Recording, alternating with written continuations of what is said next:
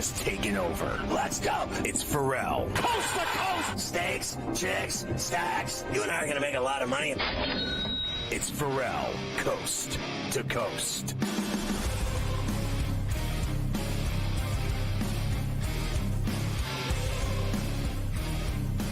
We always love Pain-Free Fridays because we get the legendary coach Terry Bowden on Coast to Coast. You can catch his podcast, The Bowden Blitz, as well on SportsGrid. And every Friday right here, second hour, we do all the plays that matter Friday and Saturday in college football. Coach, good to see you down in Monroe, good to see you, man. Louisiana. Let's start with the game tonight in Vegas with Boise ranked against UNLV, a really good game at Allegiant in Sin City. Do you think they can handle their business on the road against the Rebels? They've been through so much, allegedly. You know, their quarterback quit on them, but they still play tough. I like Odom. I like the job he's done with that team. That's going to be a wild football game, isn't it? These are the top. They're both in the top 5 in scoring. They both know how to put points on the board. Hard to go against Ashton Gentry, though, the team, Boise State, as well as he's playing. He is just impossible to stop. And that's got rule 1, 2, and 3. They've got to stop him, but nobody has stopped him. So my thoughts are they're going to have to outscore him. It's going to be a high-scoring game because they'll be trying to keep up with, and they have the ability to because they have such a good offense. They have the ability to score points, and they're going to have to keep scoring because you can't stop Ashton Gentry. Now, listen, let's just get real here. At late night on Fox, they got Rutgers and USC in L.A., and USC's laying 2 touchdowns. I'm not sure they can score 2 touchdowns. Both these teams this is bad. Both these teams have lost their last 3. Huge disappointment, especially in Los Angeles for Southern Cal. I just don't know if you can make this a high-point game. And I have a tendency to take Rutgers, but when I'm just old enough to never take Rutgers over USC, but I'm thinking that's the way you got to go, But that's how that's like Miami being 21 on FSU, and we're not even going there yet. Yeah, we haven't gone there yet, but we will. I got to tell you. All right, so let's go to tomorrow. Indiana put 56 on Nebraska in Bloomington, and now the Huskers have to play at the Shoe in Columbus against Ohio State. And Ohio State's on the penthouse floor. Indiana's on like the 10th floor of that skyscraper. Yeah, Nebraska, this is not one of those if, it's just a how much game. I mean, that's all it's going to be. You're talking about Nebraska and Ohio State. Then Ohio State having a week off to play in this game. They were upset. They're not feeling too good because they lost their game to Oregon. And so they've been thinking about this game. So this is one of those where Nebraska that doesn't have enough talent. Ohio State, I don't care if they lost by 1 point or 2 points to Oregon. They're still the most talented team in the country when it comes to NFL players. And they'll get back on track, and they'll take it out of Nebraska. Yeah, I think so, without a doubt. And they're going to be a playoff team come hell or high water. I could even see Ohio State meeting Oregon again for a national championship. Absolutely. I think Ohio State to me, and I'm going to go that route with Texas, too, who lost a game to Georgia. These 3 teams or 4 teams have the most talent in the country. Oregon, Ohio State, Georgia, Texas. Even if they lose a game, they're still in the national conference. I mean, the football championship series. And so they've got plenty of chance to make up for that loss.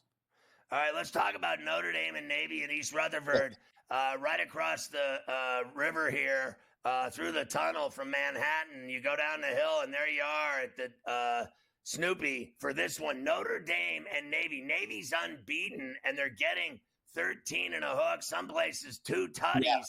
Can the Irish handle Navy tomorrow, or will Navy shock the world?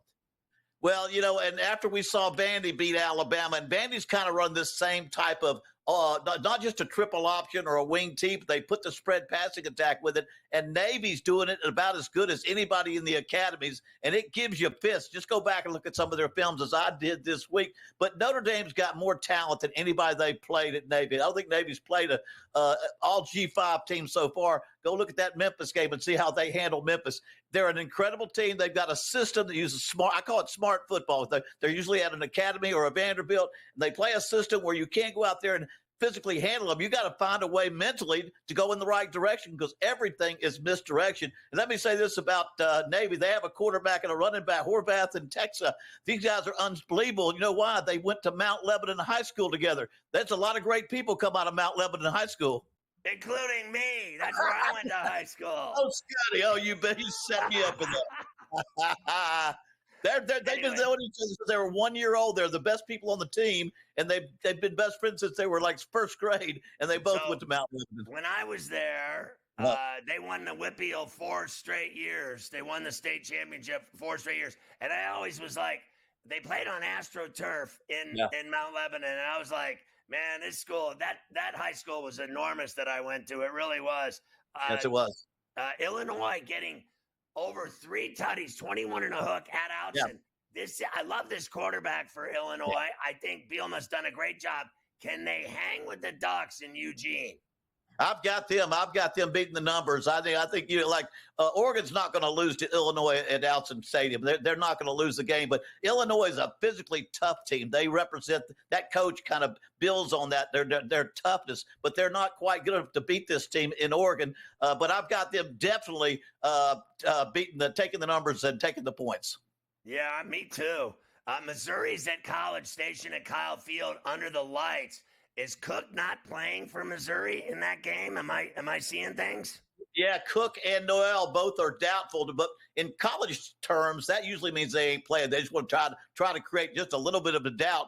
But I don't think they're both going to play. And if they can't play, I give Alabama the game and the points on that one. Yeah, I was tripping. That's the game at Tuscaloosa that Missouri's playing. LSU's got A&M at Kyle Field under the lights. I'm sorry. So who do you like in that one? Well, this one, you got the two teams. These two teams sitting top of the SEC with one loss by themselves, and the winner of this game will be the sole leader in the SEC. Who would have thought that? But they both have great offense, great defense. The running games are going to negate each other, and it's going to come back to the quarterbacks. And I've got to go over Connor. You got to go with Nussmeier when it comes down to who can throw it because they're both going to be able to stop that run pretty good. Yeah, everybody I've been seeing is on LSU in this game, including heavy bettors. All the sharps are on them because of Nussmeier, and they don't like that quarterback for A&M. They just don't like their QB. Texas is at Vandy. How do you think the Longhorns respond after getting their ass beat by Georgia? Well, this is kind of like the other game with Navy and Notre Dame, and it's athleticism versus scheme. And Texas, I guarantee it, they will use that athleticism, and they'll keep Vandy from doing what they did against Virginia Tech and Alabama. Again, they've got too much. When you got that much talent, you can make mistakes at times and still recover, but they'll get so much penetration. You'll get Vandy in the backfield. So Alabama's going to recover, and I'll be honest with you, I think Alabama's going to cover the score too. How about these two at night, 7 o'clock, Miami hosting Florida State. They hate each other's guts. Miami's laying 21. You know I'm a huge Canes fan. Will they handle them? Yeah, I think they will. I mean, I'm an FSU fan because of my dad. So many years there, but 21 points I've never seen. And it's played down in the Miami. Not Coral Gables, not the Orange Bowl like we used to love, but it's down there at their home field. But FSU has no quarterback, and when you have no quarterback, you have no answers. They threw 3 picks for scores in the last 3 interceptions on 3 straight plays last week, and they have no quarterback, and they have nowhere to go. And Miami's going to make sure recruits in Florida know who's the best team. Yeah, it killed me when they tore the Orange Bowl down. What a disaster that was. Let's talk about Penn State at Madtown at Camp Randall. They're laying 6.5. Fickles, Badgers have won 3 in a row, and they've raked everybody. I got 10 seconds. What do you like in that game? Stay with Penn State. Wisconsin's an outstanding team.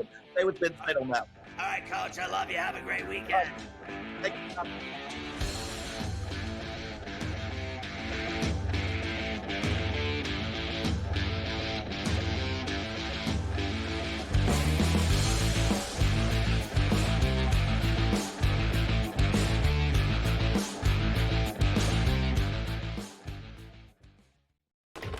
Enter into the magical world of McLuck.com, where even the smallest of spins can win real cash prizes. Adventure into over 1,000 of the best Vegas-style slot games. So what are you waiting for? Unlock your free welcome offer today. Join the fun where winners play and players win. Anyone that's been to a sporting event, the atmosphere before a game, I think Game Time Decisions has that same exact atmosphere. This is our arena. This is what we do. There is going to be an energy to Game Time Decisions that you will feel night in and night out. The excitement you get when you lock your bets in, when you're figuring out what you want to do, we can zone in on the biggest games each night. I want this to be the place that people come to before the games start so they feel as ready as possible to lock in their cards. We are going to hit every single one of those markets that you need to know about. We're going to go through every single thing, and I've got a great team behind me that's going to help me get the job done. There is not going to be a better place, I promise you, than Game Time Decisions to get that new information, react to it, and be able to then bet accordingly. We will have everything at our disposal, and we will use that to our advantage. I'm Kevin Walsh. Tune into Game Time Decisions from 6 to 8 p.m. Eastern on SportsGrid. Your gut says Miami is going to win, and you should take the over. Your gut also said your NFT selfies would only go up in value. They didn't. But your head is on SportsGrid and knows the QB is in concussion protocol. The backup has a 45 QBR against the zone coverage. The New York D has the most sacks in the league. So yeah, trust your head. It's smarter to be on SportsGrid. Right here with you on Pro Football Today on SportsGrid. Odds in motion, trying to see what lines have moved throughout the week. Never felt more comfortable in this set than I do for this year. I'm ready. I'm just getting angry. The hot takes are going to be here all long, people. What in the world is going on in Miami, Dom? It's not particularly anything to shy away from just because many people are on top of it. Hot take, hot take. I think this line is asking you once again to take New Orleans. Pro Football Today, only on SportsGrid.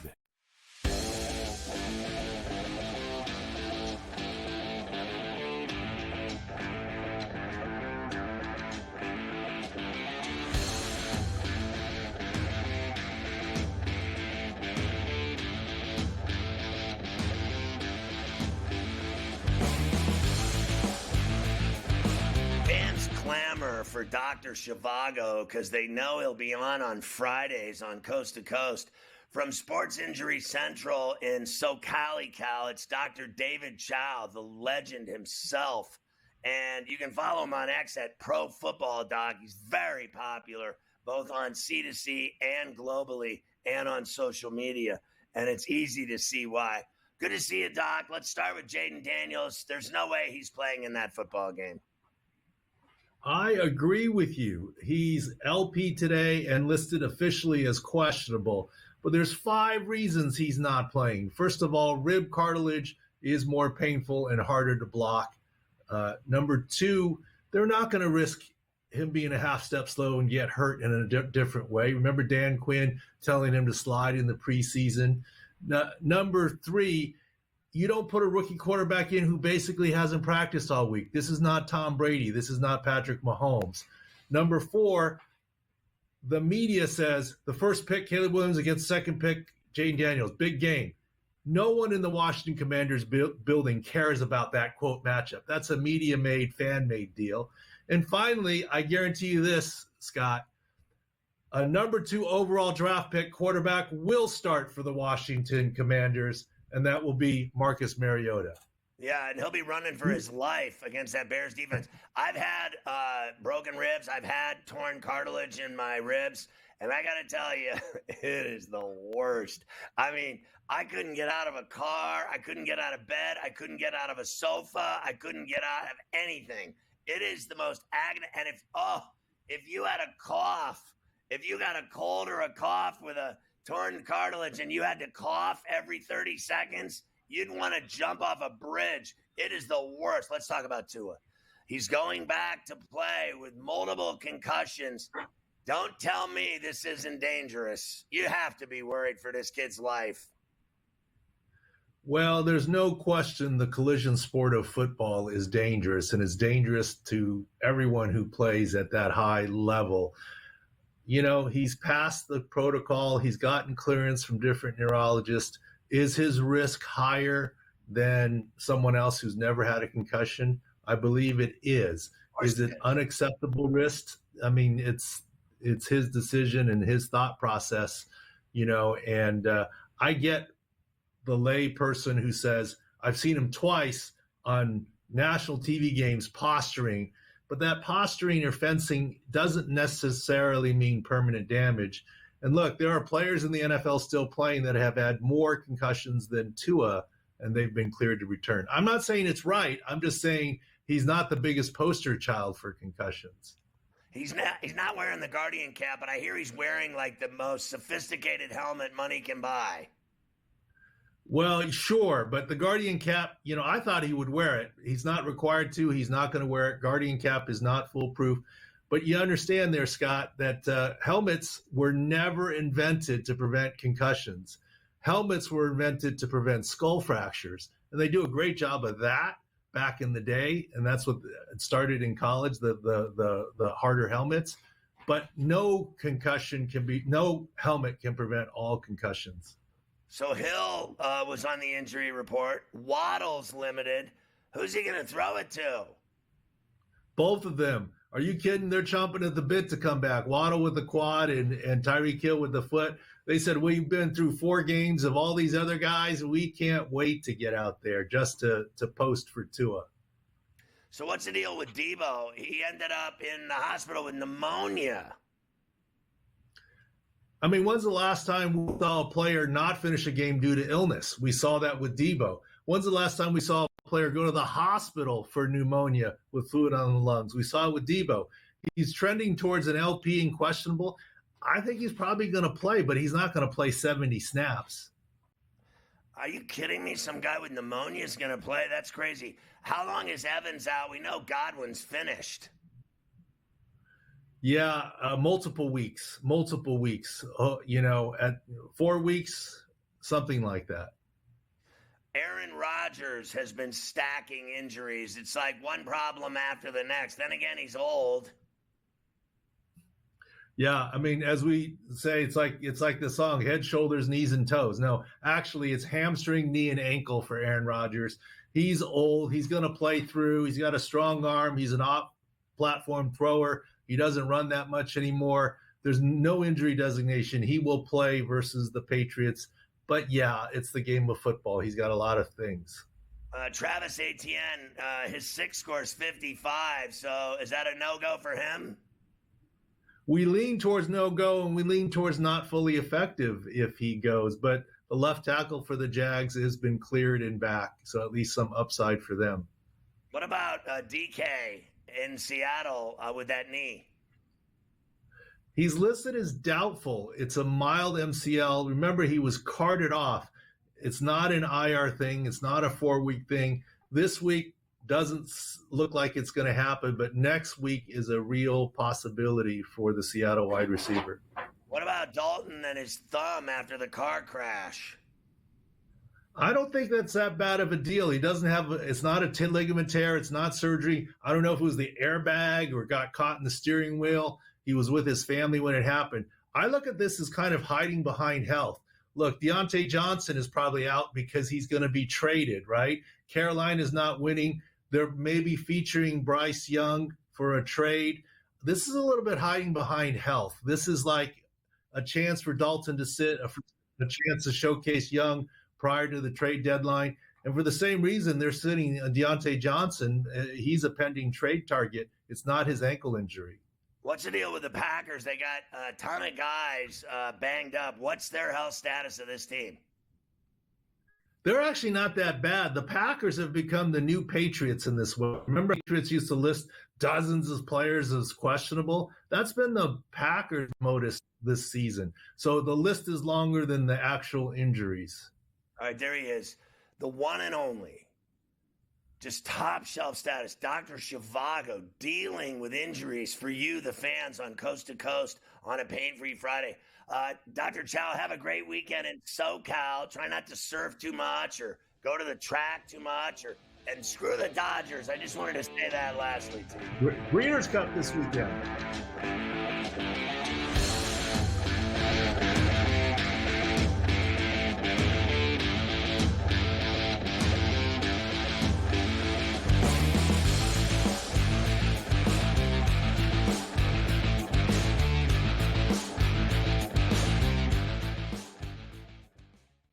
anyone that's been to a sporting event, the atmosphere before a game, I think Game Time Decisions has that same exact atmosphere. This is our arena.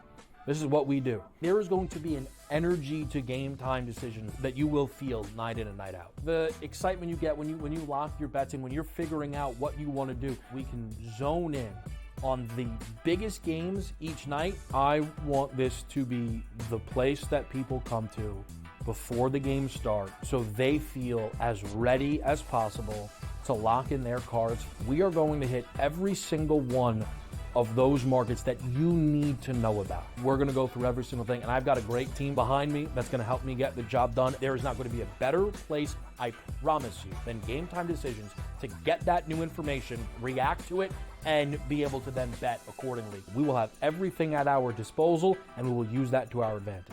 I'm Kevin Walsh. Tune into Game Time Decisions from 6 to 8 p.m. Eastern on SportsGrid. That kid on the two-point conversion play was wide open on the right side of the end zone, and the kid threw it about 15 rows over his head. People crystallized Georgia and Alabama. They put them on the shelf above everyone else, and they're just not there this year. I thought the kid Beck was great on Saturday, but they barely beat Mississippi State, who is porous. Ferrall Coast to Coast, only on SportsGrid.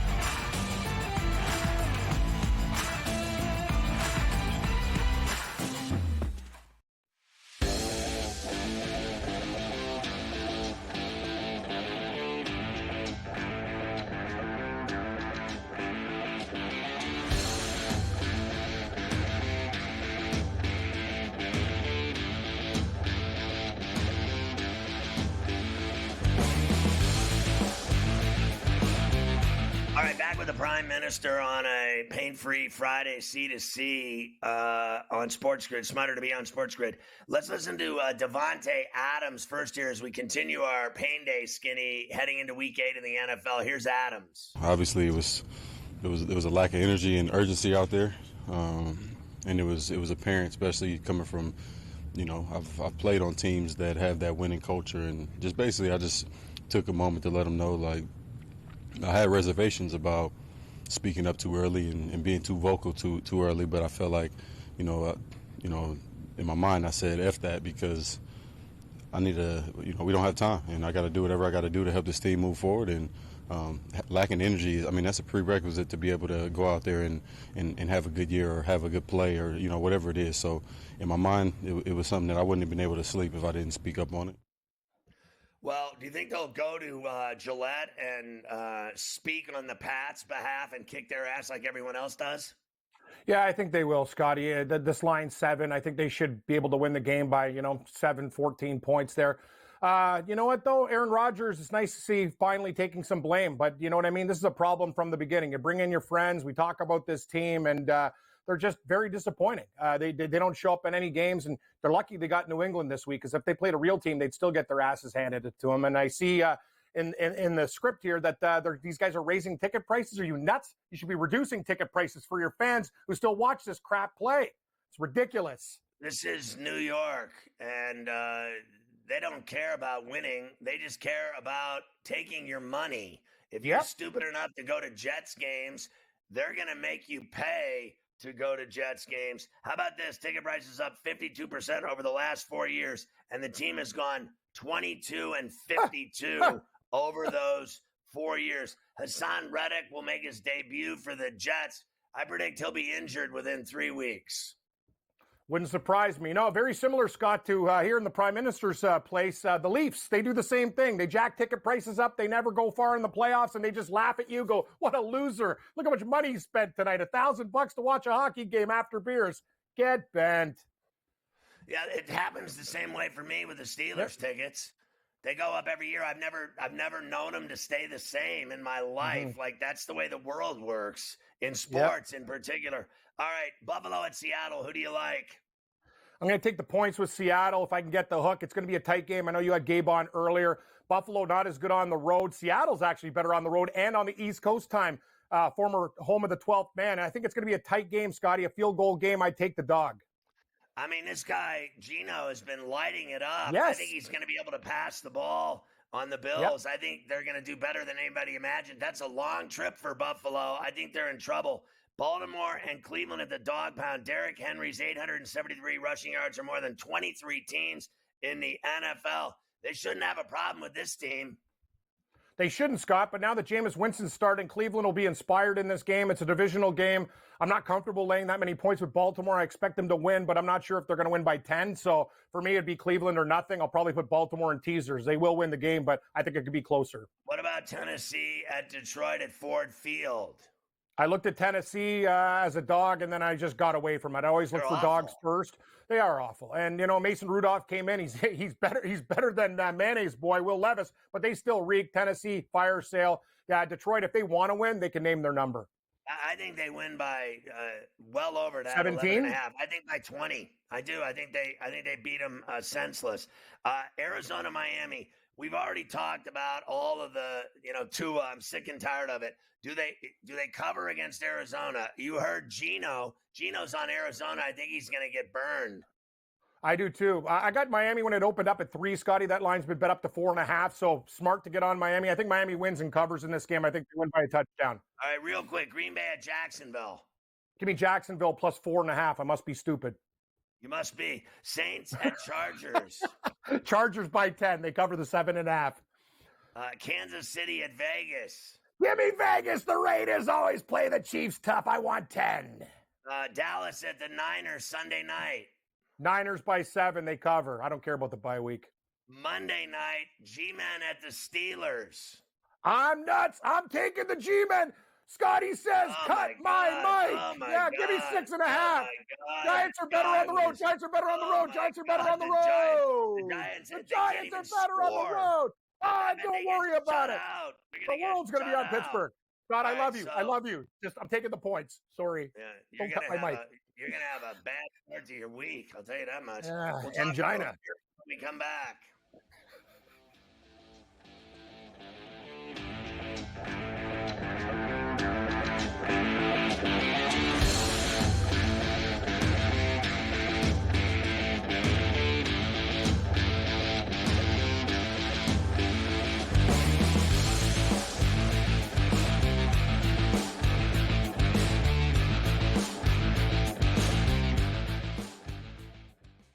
Anyone that's been to a sporting event, the atmosphere before a game, I think Game Time Decisions has that same exact atmosphere. This is our arena. This is what we do. There is going to be an energy to Game Time Decisions that you will feel night in and night out. The excitement you get when you lock your bets in, when you're figuring out what you want to do, we can zone in on the biggest games each night. I want this to be the place that people come to before the games start so they feel as ready as possible to lock in their cards. We are going to hit every single one of those markets that you need to know about. We're going to go through every single thing, and I've got a great team behind me that's going to help me get the job done. There is not going to be a better place, I promise you, than Game Time Decisions to get that new information, react to it, and be able to then bet accordingly. We will have everything at our disposal, and we will use that to our advantage. I'm Kevin Walsh. Tune into Game Time Decisions from 6 to 8 p.m. Eastern on SportsGrid. That kid on the two-point conversion play was wide open on the right side of the end zone, and the kid threw it about 15 rows over his head. People crystallized Georgia and Alabama. They put them on the shelf above everyone else, and they're just not there this year. I thought the kid Beck was great on Saturday, but they barely beat Mississippi State, who is porous. Ferrall Coast to Coast, only on SportsGrid.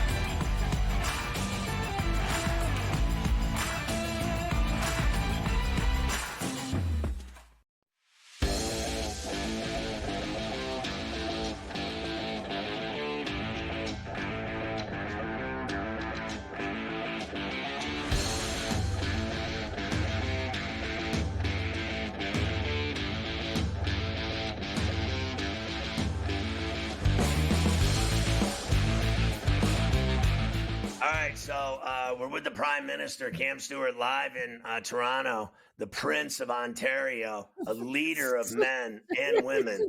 Also, the Raging Redhead, numerous nicknames, very popular fella. And he's also a golf aficionado. His betting slips on golf are fantastic. We just got word out of Cape Cod that Carver High was caught going to the bathroom at the turn outdoors instead of going into the men's room, and is having a problem with the golf course superintendent right now. He was looking for a Titleist, and a bottle of Jameson was out in his bag. He's 17 strokes off the lead at the Cape Cod Irish Open. Looks like another year without the green jacket, although he has drank over 72 40-ounce Bud Lights over the last 2 days, and his breath is horrific. Let's talk World Series. Jack Flaherty, here he is talking about how to deal with all of the big bats of the Bombers. It just you got to go out there and execute your pitches, and you got to get them out in the zone.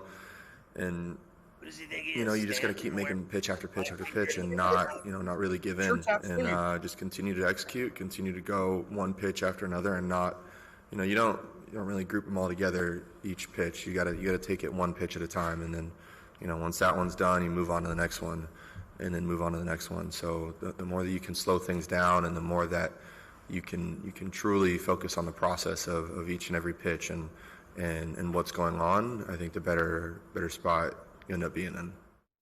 All right, so let me first say that Flaherty expected to get the fourth highest free agency deal for a pitcher in the offseason, according to SportTrack. Burns, 6 years, $180 million allegedly. Snell, 5 for $131. Freed, Chicken, 6 for $136. Flaherty, 3 years, $60 million. Bieber, 6 for $147. Uvalde, 2 for $48 million. And Kikuchi, 1 for $15 million. Now listen, I don't believe any of that, but I'll say this. I am not afraid of this guy tonight. This guy is doable. I think the Yankees can hit Flaherty. I'm more worried about Yamamoto. I'm more worried about Buehler. If there's anyone that this lineup can hit, it's Jack Flaherty. I mean, this is not Whitey Ford they're facing here, folks. Let's not kid ourselves. I think he's decent. There's no doubt he's got talent, but he's no Garrett Cole. Here's the deal, though, Scott. A lot of these guys, small sample size, some of the Yankee big bats haven't hit Flaherty. But I will say this. And the last time you watched him pitch, he looked like he had dead arm. This break has been great for Flaherty. I know the Yankees probably wanted to play this game 2 days earlier, but they can hit him. I think actually, the Dodgers can hit Cole as well. He usually has one bad inning. We'll see what happens. California guys, Cole went to UCLA. Should be a lot of fun, buddy. Maybe there's more runs in this game than we anticipate, even though most of the time the World Series games tend to go under the number. I like runs tonight. I just wanted to say that I wanted to sleep with the entire UCLA cheerleading squad. Wait a minute. Mafia, don't talk about sleeping with college co-ed. Okay. So Garrett Cole talking about sleeping with the Bruin cheerleaders. Here we go.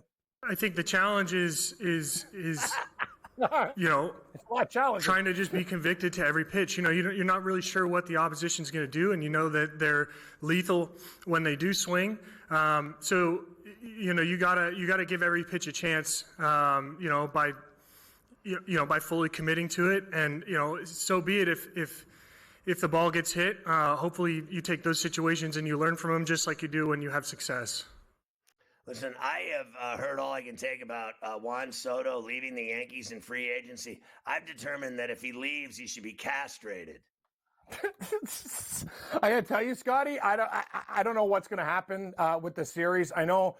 I got a question, actually, just quickly. So Mets fans, Yankees fans, New York, would they cheer for the Yankees or the Dodgers? They will not cheer for the Yankees. I can guarantee you that. They're very set in their ways.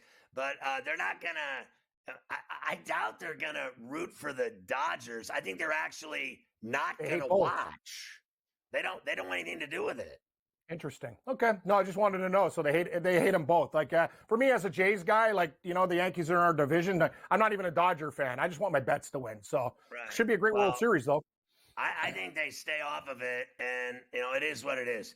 I actually respect that Mets team, and I hate the Mets my entire life like no other team I hate the Red Sox and the Mets, and I've hated the Mets. They tortured the Pirates my whole life, and I can't stand it. But I respected that team this year because I thought they were really tough, and they were fantastic to watch. They were fun to watch. I just pretended like they weren't the Mets. I just thought they were a really good baseball team that was enjoyable to watch every day, win games, and play tough. And the way they got into the playoffs and the way they performed in the 8th and 9th innings of playoff games was absurd. So I thought they were a blast. Garrett Cole is one of only 4 pitchers in postseason history to have a sub-3 ERA in over 20 playoff starts.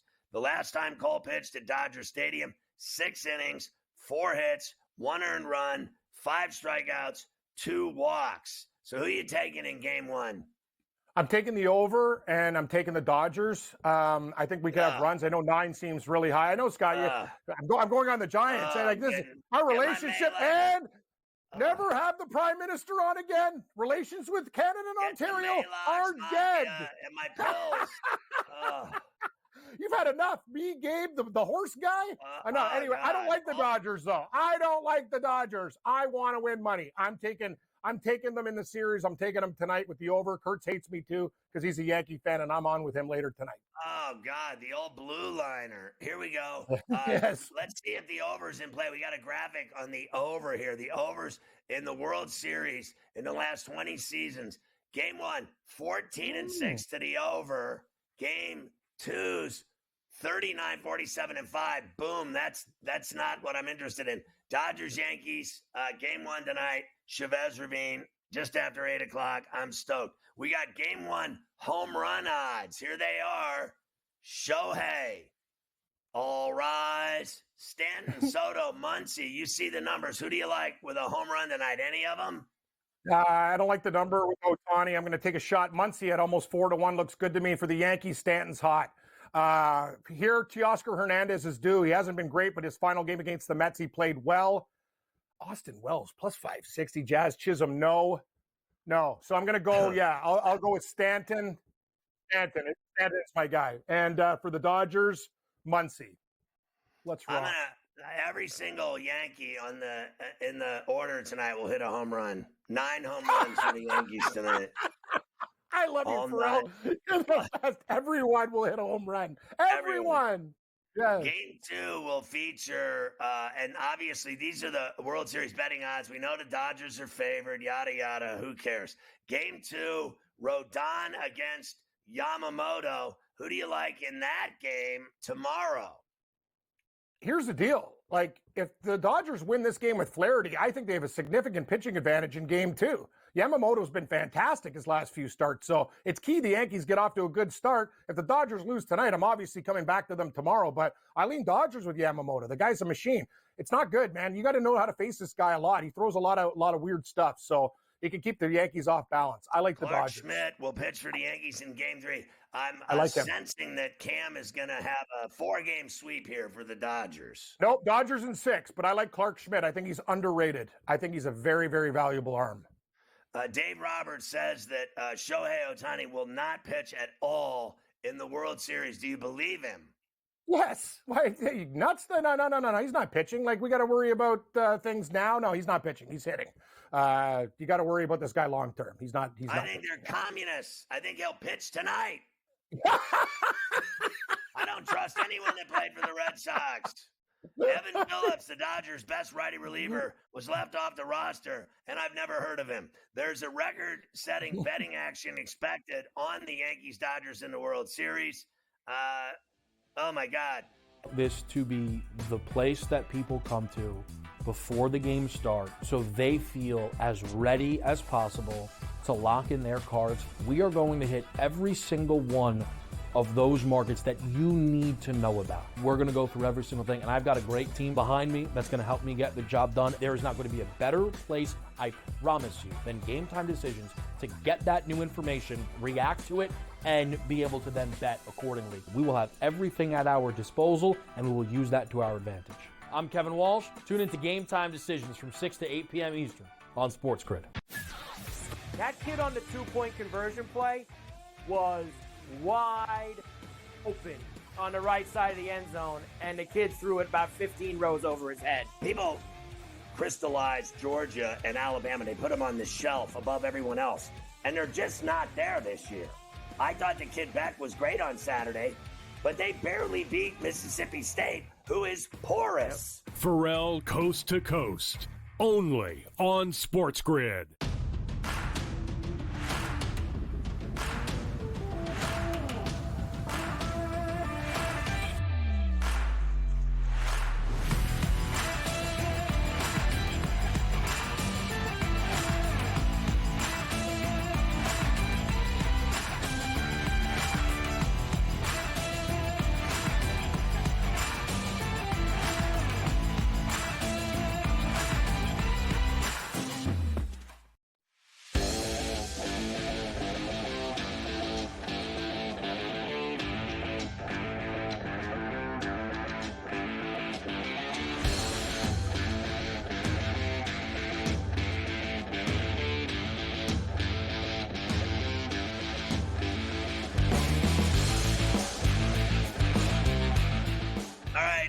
We still have more to give you on the World Series. I have Agita listening to Cam and all these other communists talk about their Dodger bets, and you'd think the Yankees don't even exist.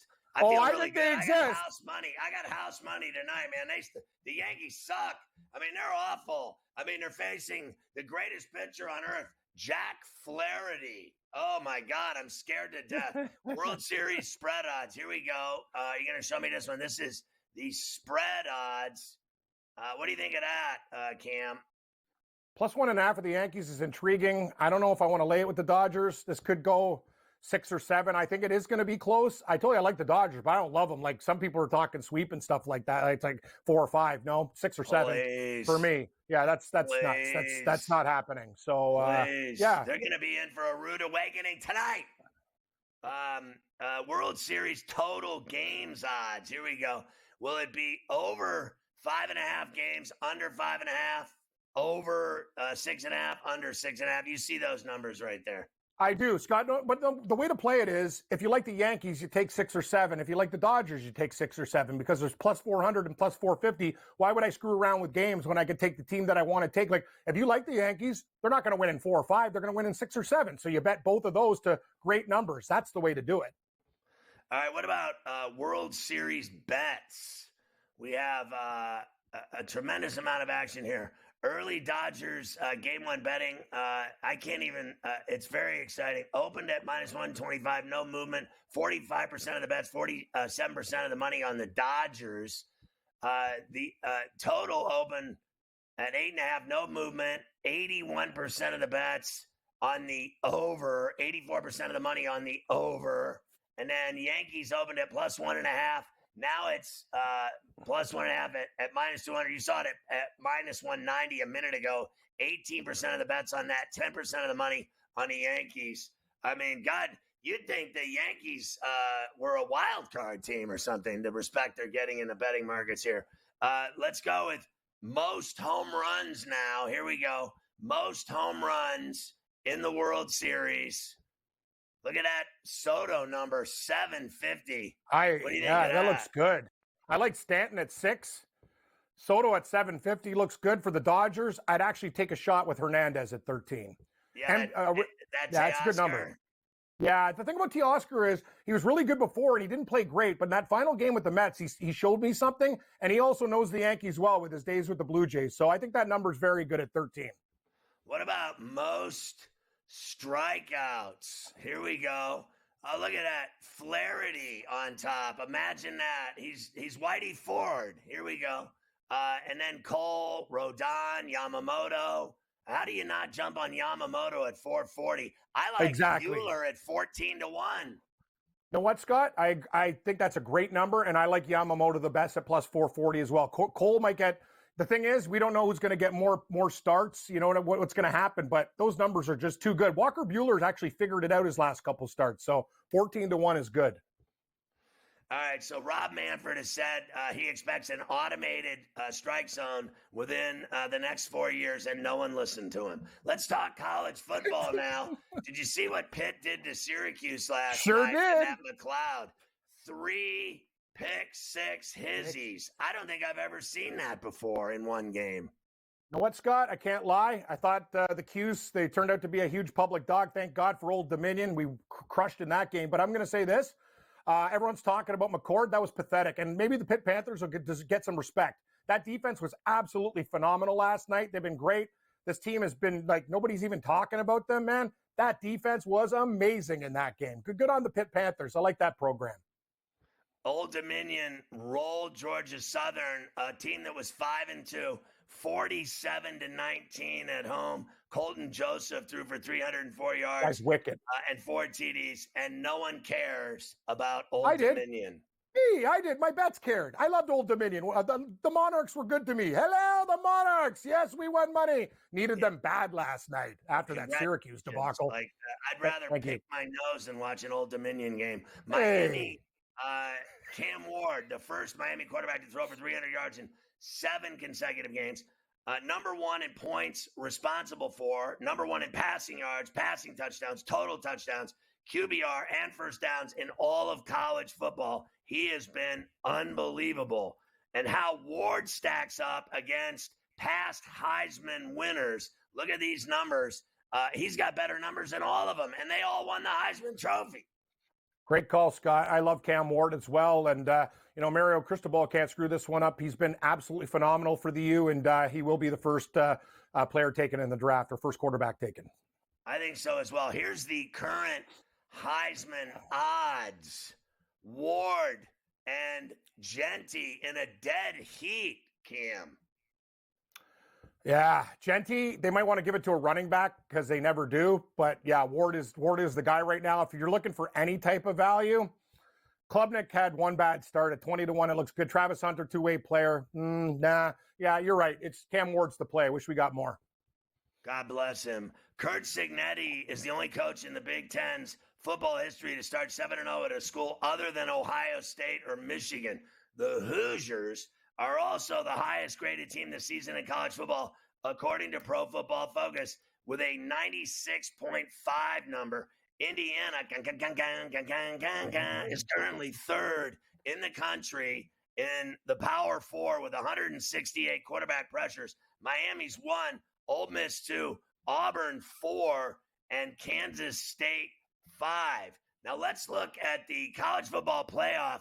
If it started today, this is what people that think they know think that it'll look like right now. What do you think of those apples? And those are the first 4 out: Notre Dame, Indiana, A&M, and Alabama. I think this was from The Athletic. It's ridiculous. Indiana is amazing. They should be in there. I think this is nuts. Like, what do you want them to do? Like, you know what I mean? I love Curtis Rourke, their quarterback from my area. Like, are you kidding me? Notre Dame, you've already, Indiana's been fine. Like, these other teams, like LSU at 9? No, I disagree. I disagree big time. This is nuts. Iowa State at 4? I think LSU is really good football right now. We'll find out if it's legit tomorrow night.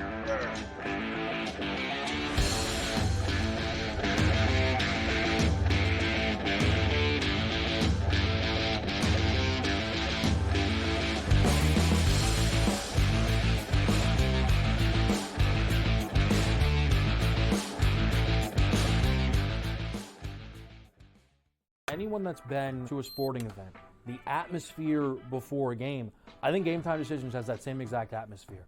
This is our arena. This is what we do. There is going to be an energy to Game Time Decisions that you will feel night in and night out. The excitement you get when you lock your bets in, when you're figuring out what you want to do, we can zone in on the biggest games each night. I want this to be the place that people come to before the games start so they feel as ready as possible to lock in their cards. We are going to hit every single one of those markets that you need to know about. We're going to go through every single thing, and I've got a great team behind me that's going to help me get the job done. There is not going to be a better place, I promise you, than Game Time Decisions to get that new information, react to it, and be able to then bet accordingly. We will have everything at our disposal, and we will use that to our advantage. I'm Kevin Walsh. Tune into Game Time Decisions from 6 to 8 p.m. Eastern on SportsGrid. That kid on the 2-point conversion play was wide open. on the right side of the end zone, and the kid threw it about 15 rows over his head. People crystallized Georgia and Alabama. They put them on the shelf above everyone else, and they're just not there this year.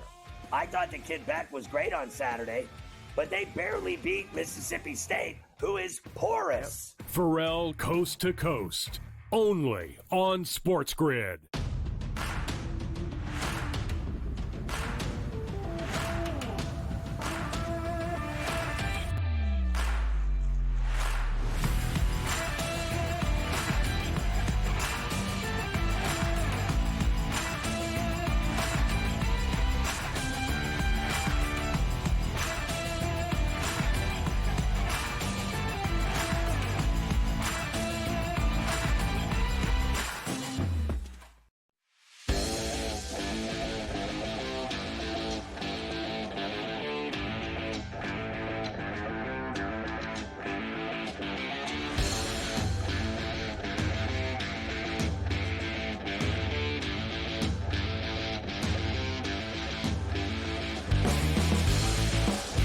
Always fun when we hook up on Fridays with my boy Rich Sermonello. Hey, Scotty, week 8 in college football now in the books. I want to spend some time recapping the Big Ten. I'm going to go with your Indiana Hoosiers first.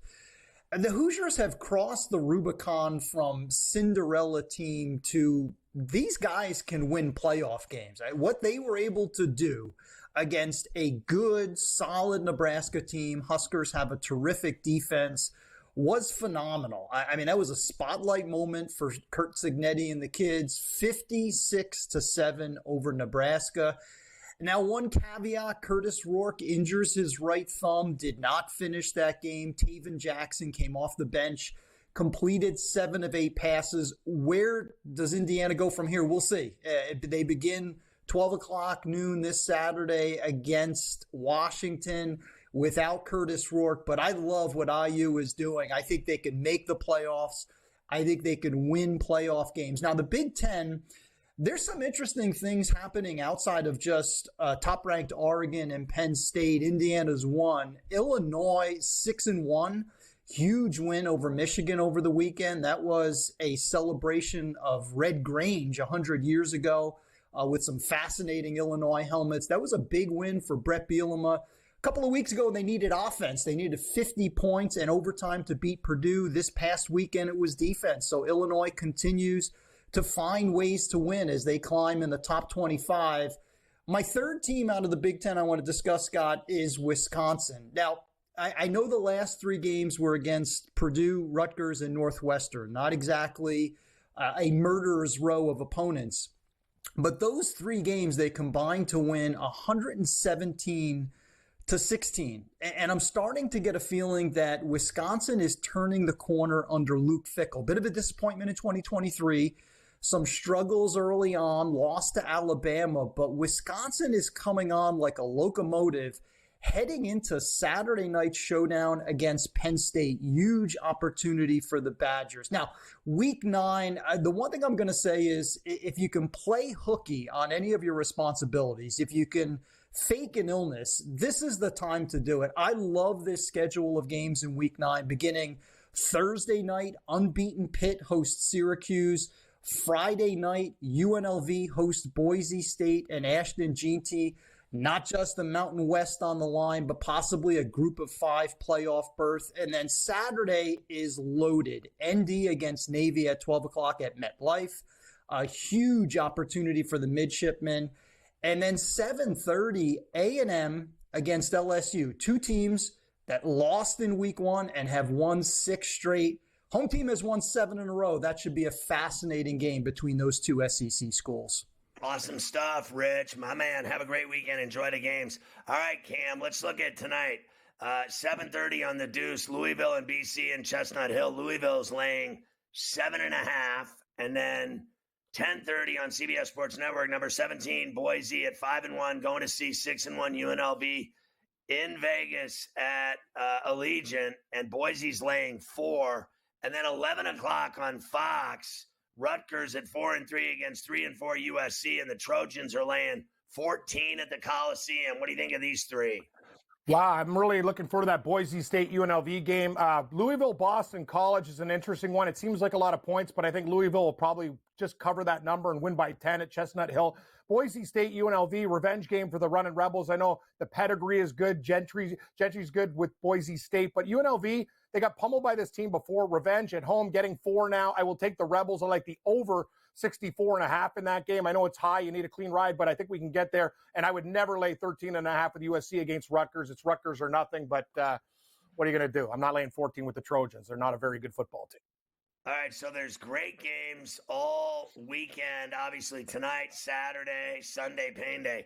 But as for tomorrow, what do you think of the Irish against Navy in East Rutherford at Snoopy, where the Jets and Giants play? They're playing this game. Do you think the Irish can handle the wood? No, I don't. I might be on a public dog here. I think it's too many points. I think Notre Dame will win. Navy will cover. That total 51.5. All their games are going over. Navy's actually playing to the over for a change, Scott. I don't know how you feel, but I would take the dog in Navy. The midshipmen are playing great football right now. It's too many points. When we come back, we're going to start looking at all the rest of the good games, including Illinois and Oregon, Miami and Florida State, Missouri, Bama, LSU, A&M, you name it. We got all of the racks of ribs, all of the games, every game, everywhere. We'll stack them up for you. Cam will give you his snacks. I'll tell you what I think. It's Coast to Coast on a Pain-Free Friday.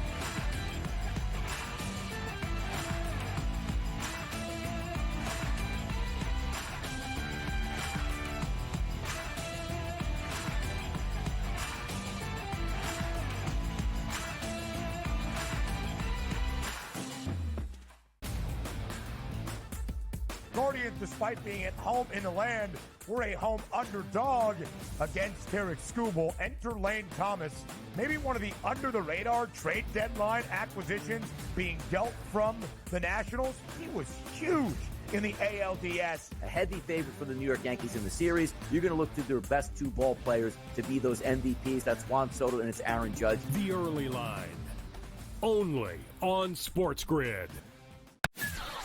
That kid on the 2-point conversion play was wide open on the right side of the end zone, and the kid threw it about 15 rows over his head. People crystallized Georgia and Alabama. They put them on the shelf above everyone else, and they're just not there this year. I thought the kid Beck was great on Saturday, but they barely beat Mississippi State, who is porous. Ferrall Coast to Coast, only on SportsGrid.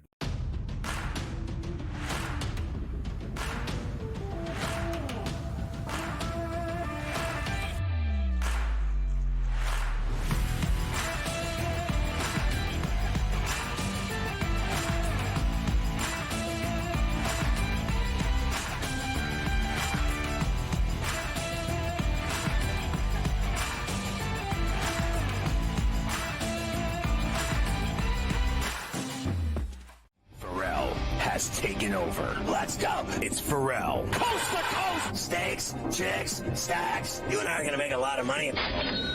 It's Ferrall Coast to